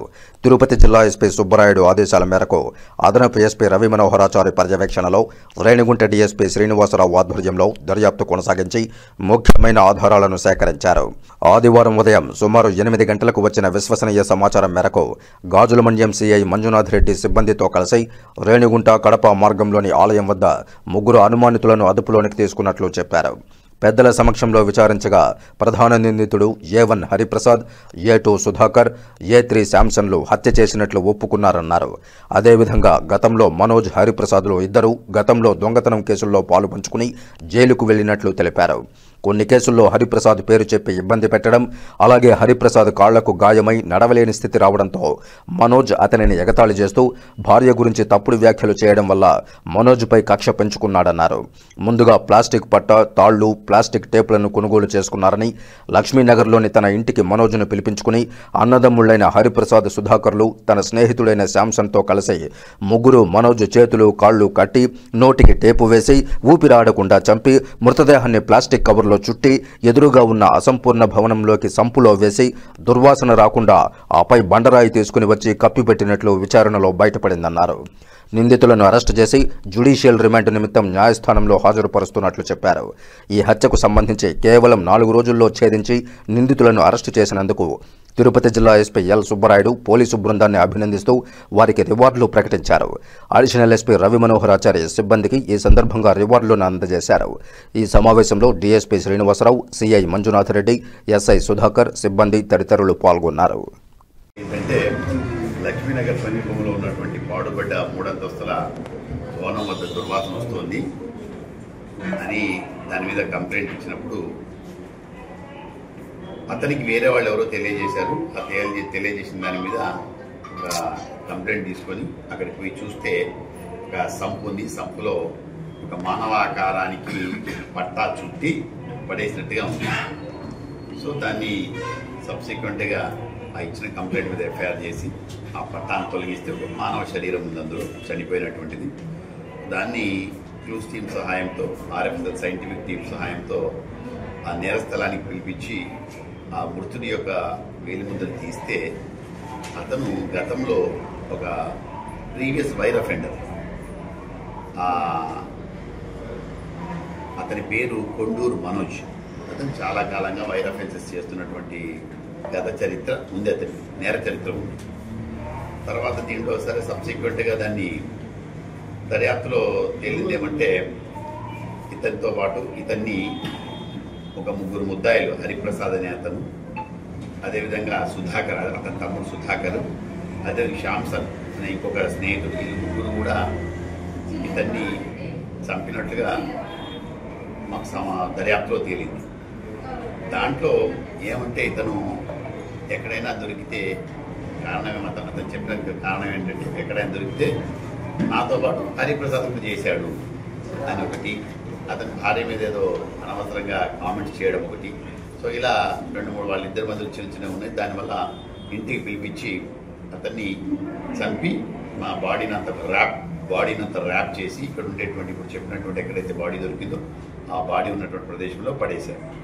దీనిలో సైంటిఫిక్గా ఇన్వెస్టిగేట్ చేసి ఎవరు చేశారు ఏం సంగతి అనేది కంప్లీట్గా మన రేణుగుంట డిఎస్పీ గారు ముందుండి మొత్తం తన టీంతో టౌన్ ఇన్స్పెక్టర్ కానీ, మన రూరల్ ఇన్స్పెక్టర్ కానీ, మా పిఎస్ఐ కానీ, మిగతా మా రూరల్ ఎస్ఐ కానీ అందరినీ ముందుండి నడిచారు. బట్ మీరు 6వ తేదీ రిపోర్ట్ అయితే ఆల్మోస్ట్ 10 అంతే, అంటే ఆల్మోస్ట్ 2-3 రోజుల్లోనే కేసు దర్యాప్తు తీసుకొచ్చారు. ఎస్పీ గారు కూడా వీళ్ళ చర్యను అప్రిషియేట్ చేశారు. కాబట్టి ఇంకా దీనిలో ఇంకా చాలా ఇన్వెస్టిగేషన్ ఉంది. అప్పుడే చెప్తే దర్యాప్తులో ఉన్న అంశాలు మరింత చెప్తే బాగోదు కాబట్టి ఇప్పటికి ఇచ్చేస్తాం. వీళ్ళని రిమాండ్ పంపిస్తాం కోర్టుకి. Thank you. రేణిగుంట మండలం గాజులమండ్యం గ్రామంలో స్వర్ణముఖి నదీ తీరాన వెలిసిన శ్రీ శ్రీ శ్రీ కామాక్షి సమేత మూలస్థానేశ్వర స్వామివారి దేవాలయంలో అన్నాభిషేక మహోత్సవం వైభవంగా నిర్వహించారు. శ్రీ శ్రీ శ్రీ కామాక్షి సమేత మూలస్థానేశ్వర స్వామివారి దేవాలయంలో కార్తీక సోమవారంలో భాగంగా స్వామివారికి ప్రత్యేక పూజలు నిర్వహించారు. సోమవారం ఉదయం నుంచి స్వామివారికి ప్రత్యేకంగా అభిషేకం చేసి అన్నప్రసాదాలతో అలంకరించారు. అనంతరం భక్తులు పెద్ద సంఖ్యలో స్వామివారిని దర్శించుకున్నారు. మధ్యాహ్నం సుమారు 3000 మందికి స్వామివారి అన్నప్రసాదాలను పంపిణీ చేశారు. ఈ సందర్భంగా ఆలయ నిర్వాహకులు జువ్వల ధనంజయ రెడ్డి మాట్లాడుతూ గాజులమండ్యం గ్రామంలో వెలిసిన అతి పురాతనమైన చరిత్ర కలిగిన శ్రీ మూలస్థానేశ్వర స్వామివారి ఆలయంలో కార్తీక సోమవారాల్లో భాగంగా 5 సోమవారాలు అత్యంత వైభవంగా జరుపుతున్నట్లు తెలిపారు. తిథి నక్షత్రాలు చూడకుండా కార్తీక సోమవారాల్లో 3వ వారం అన్నాభిషేక మహోత్సవాన్ని నిర్వహించాలని 25 సంవత్సరాల మునుపు పెద్దలు నిర్వహించారన్నారు. అదేవిధంగా నేడు 26వ సంవత్సరం నిర్వహిస్తున్నట్లు చెప్పారు. మహిళా భక్తుల చేతుల మీదుగా స్వామివారిని అన్నంతో అలంకరించి అభిషేకం అనంతరం భక్తులకు అన్నప్రసాదాలను మహాప్రసాదంగా స్వీకరిస్తారని తెలిపారు. అన్నప్రసాదాలను స్వీకరించిన భక్తులు ఆయురారోగ్యాలతో ఉంటారని భక్తుల ప్రగాఢ విశ్వాసమని తెలిపారు. ఓం నమః శివాయ, హర హర మహాదేవ శంభో శంకర. గాజులమండ్యం గ్రామంలో అతి పురాతనమైనటువంటి చరిత్ర కలిగినటువంటి ఈ యొక్క మూలస్థానేశ్వర స్వామి వారి ఆలయంలో కార్తీక మాసం 5 వారాలు కూడా అత్యంత వైభవంగా నిర్వహిస్తాము. ముఖ్యంగా మా పూర్వీకుల నుంచి మేము ఈ విధంగా ఈ యొక్క కార్యక్రమం నిర్వహిస్తున్నారు.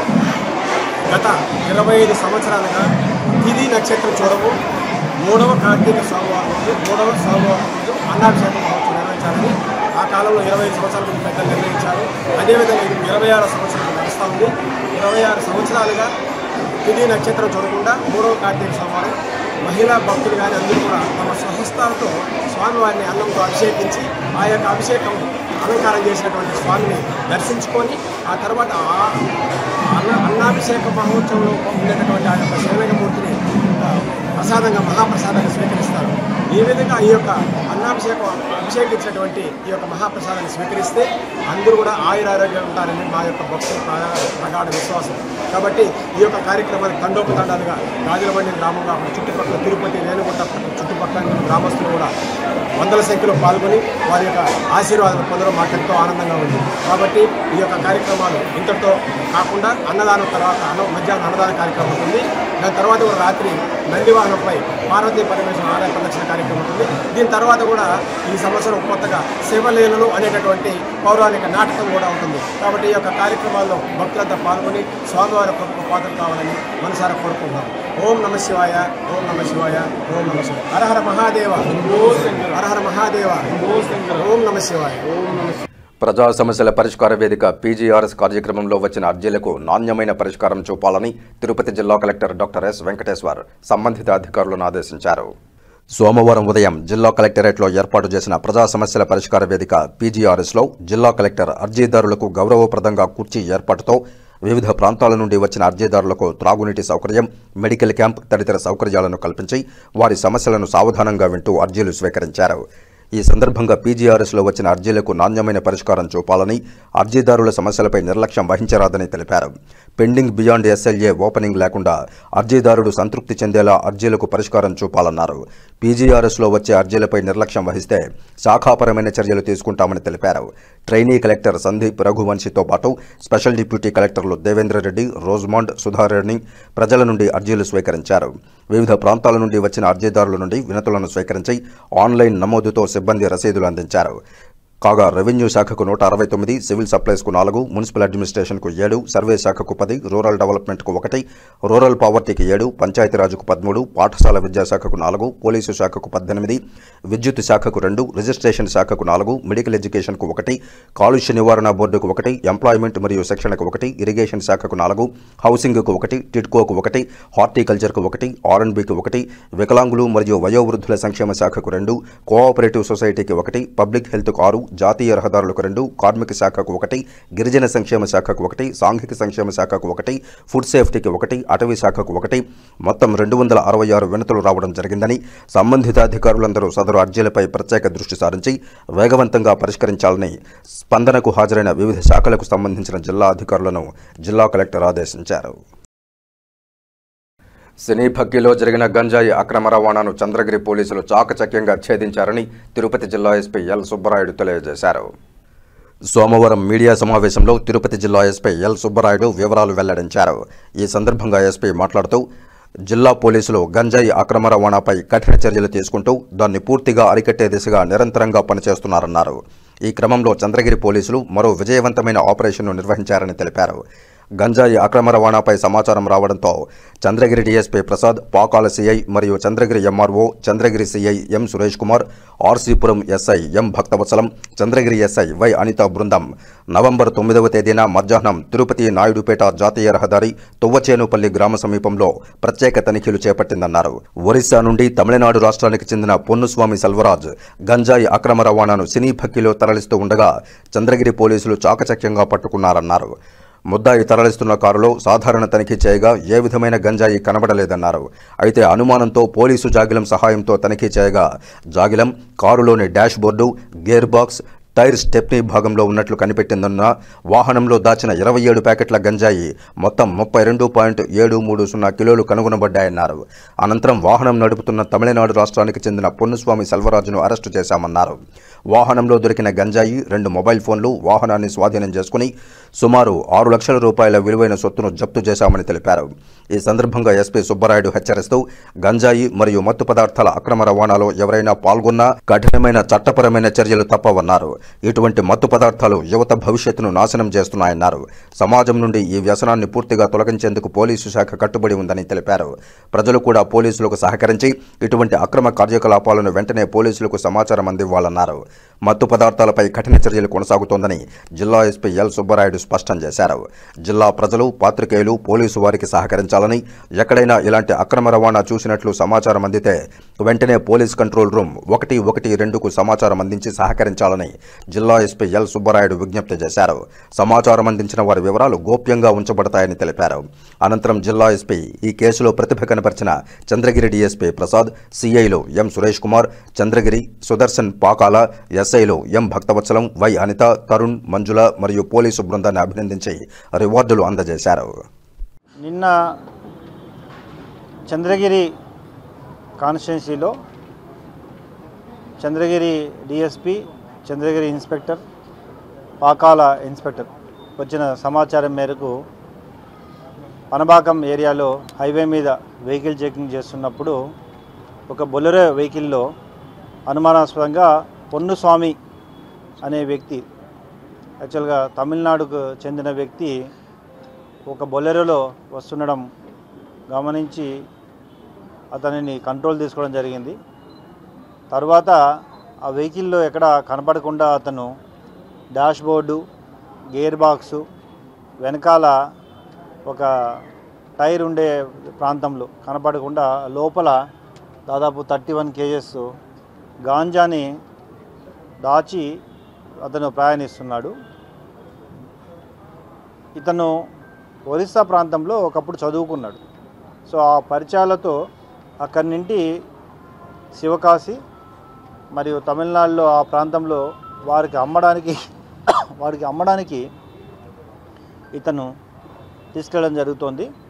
ఇందులో భాగంగా అతని యొక్క కాల్ డీటెయిల్స్, తర్వాత తదుపరి విచారణలో వారికి కూడా తమిళనాడు ప్రాంత పోలీసులకు కూడా సమాచారం ఇచ్చి పూర్తిగా ఈ కేసు విచారించడం జరుగుతుంది.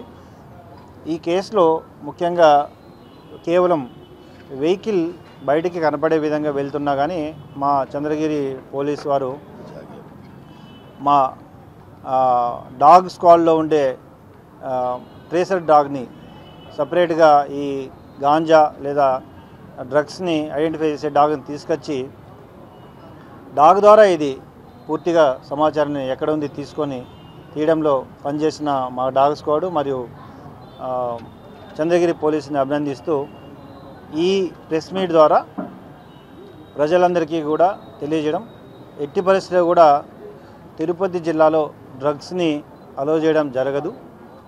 ఎవరైనా ఎటువంటి సమాచారం ఉన్నా కానీ 112 కాల్ కానీ లేదా పోలీసుకి సమాచారం ఇస్తే వారు గోప్యంగా ఉంచుతూ వారిపై చట్టపరంగా చర్యలు తీసుకోవడం జరుగుతుంది.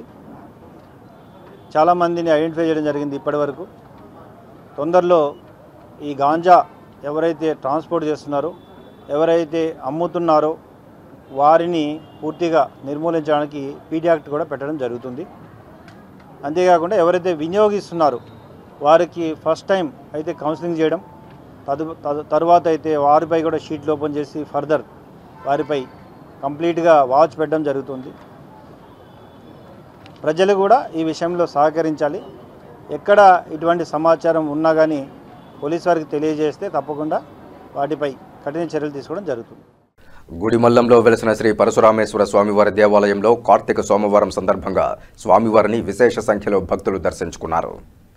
ఏర్పేడు మండలం గుడిమల్లంలో వెలిసిన శ్రీ పరశురామేశ్వర స్వామివారి దేవాలయంలో కార్తీక సోమవారంలో భాగంగా ప్రత్యేక అభిషేకాలు, పూజలు నిర్వహించారు. కార్తీక సోమవారాల్లో భక్తులకు టికెట్టు లేకుండా ఉచిత దర్శన భాగ్యం కల్పించినట్లు శ్రీ పరశురామేశ్వర స్వామివారి దేవస్థాన ఈవో రామచంద్రారెడ్డి తెలిపారు. కార్తీక సోమవారం సందర్భంగా ఉదయం నుంచి పెద్ద సంఖ్యలో భక్తులు ఆలయ ప్రాంగణంలో దీపాలను వెలిగించి పూజలు నిర్వహించారు. వచ్చిన భక్తులందరికీ అన్నప్రసాదాలను అందించినట్లు ఈవో రామచంద్రారెడ్డి తెలిపారు. ఎమ్మెల్యే సుధీర్ రెడ్డి ఆదేశాల మేరకు, అధికారుల సలహాలు, గ్రామస్తుల సూచనల మేరకు ఉచిత దర్శనాలను టికెట్టు లేకుండా కల్పిస్తున్నట్లు తెలిపారు. ఓం నమ శివాయ, హరహర మహాదేవ, శంభో శంకర. గతంలో ఎన్నడూ లేని విధముగా ఈ కార్తీక మాసంలో ఈ 4 వారాలు కూడా ఇప్పుడు 3వ వారం జరుగుతుంది. 3 వారాలు కూడా ఎమ్మెల్యే గారి సూచనలతో, మా అధికారుల సలహాతో, గ్రామస్తుల యొక్క సూచనలతో టికెట్లే పెట్టకుండా ఫ్రీ దర్శనం, మొత్తం ఫ్రీ దర్శనం పెట్టాము. దానివల్ల భక్తులు కూడా చాలా హ్యాపీగా పోయినాడు. వీఐపీ దర్శనాన్ని క్యాన్సిల్ చేశాము. మొత్తం ఎవరితో లైన్లో రమ్మని ఎగ్జిట్ లైన్లో నుంచి పంపిణీ చేస్తాం.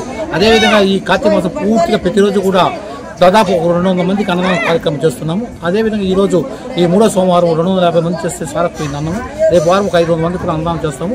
ప్రతి ఒక్క భక్తులు కూడా మేము మీ ద్వారా కోరుకునేది ఏమంటే దయచేసి ఎగ్జిట్ లైన్లో కాకుండా మీకు కేటాయించిన లైన్లో పోయి స్వామివారిని దర్శనం చేసుకుని ప్రశాంతంగా వెళ్ళాల్సిన కోరుతున్నాం. రేపు వారం కూడా టికెట్లు పెట్టము. మాకు ఆదాయం కంటే ముందు సామాన్య భక్తులు ఇదే కావాలని మా ఎమ్మెల్యే గారు చెప్పారు. మా కాబోయే చైర్మన్ భక్తులు గిన్నాడు కూడా అదే చెప్పారు. సార్ మన సామాన్య భక్తులు ఎంతమందికి దర్శనం చెప్పగలుగుతాం అంత మంచిదని చెప్పారు. వాళ్ళ సూచన ప్రకారం అదే మాదిరిగా మా అధికారులు కూడా మా regional joint commissioner Chandrasekhar Azad గారు అయితే ఎక్కడ కానీ తాగునీరు సమస్య కానీ తాగేదానికి నీళ్లు కానీ ఈ దీపాలు పెట్టేది ఇక్కడ నీళ్ళ డ్రమ్ములు పెట్టమని చెప్పారు. నీళ్ళ డ్రమ్ములు పెట్టాము. మా కమిషన్ కూడా మా గైడ్లైన్స్ ఆన్లైన్లో వచ్చి మా గైడ్లైన్స్ కమిషన్ కూడా చెప్పారు. సామాన్య భక్తులకి తోపుడు లేకుండా క్యూ లైన్ అరేంజ్మెంట్ మాకు ఇన్ని చేయడానికి కూడా మాకు అన్ని విధాలు సహకరించినటువంటి ఆర్కాల్ డిపార్ట్మెంట్ సిఏ బాలకృష్ణారెడ్డికి మీ ద్వారా ప్రత్యేక కృతజ్ఞతలు తెలియజేస్తున్నాం. అతి త్వరలో ఈ దేవాలయం కుంభాభిషేకం కార్యక్రమం కూడా జరుగుతుంది. అది కూడా ఒకసారి ప్రెస్ మీట్ పెట్టి తమ ద్వారా భక్తులకు అందరికీ తెలియజేస్తున్నాం. ఓం నమః శివాయ హర హర మహాదేవ శంభో శంకర. ఇక వార్తలు ముగించే ముందు ముఖ్యాంశాలు మరోసారి చూద్దాం. తిరుపతి కపిలతీర్థంలో శాస్త్రోక్తంగా రుద్రహోమం. కార్తీక సోమవారం సందర్భంగా భక్తులతో కిటకిటలాడిన శ్రీకాళహస్తి గుడిమల్లం ఆలయాలు. ఉపవాస దీక్షలతో కార్తీక దీపాలు వెలిగించిన మహిళా భక్తులు. ఉమ్మడి చిత్తూరు జిల్లా వ్యాప్తంగా ప్రజా సమస్యల పరిష్కార వేదికలకు పోటెత్తిన అర్జీదారులు. సమస్యల సత్వర పరిష్కార దిశగా కృషి చేయాలని అధికారుల ఆదేశాలు.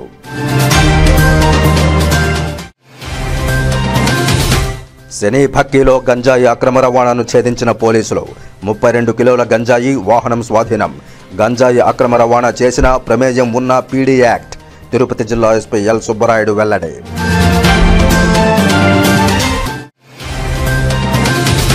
రేణిగుంట మండలం గాజులమండ్యం పోలీస్ స్టేషన్ పరిధిలో జరిగిన హత్య కేసులో 3 అరెస్ట్. అదనపు ఎస్పీ రవి మనోహర్ ఆచారి వెల్లడి. ఈ వార్తలు ఇంతటితో సమాప్తం. నమస్కారం.